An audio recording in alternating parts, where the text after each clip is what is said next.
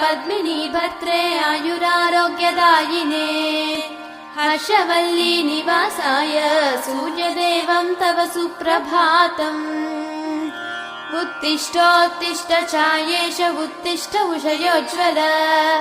उत्तिष्ठ पद्मिनी कान्त लोकानां मङ्गलं कुरु मातः समस्त जगतां मधुकैटभारेः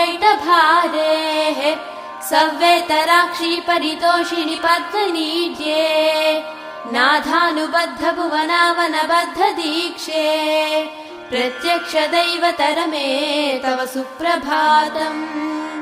छाये किलाश्रित वरप्रद कल्पकल्पे विस्वाप्तधाम निलयामल दिव्यभासे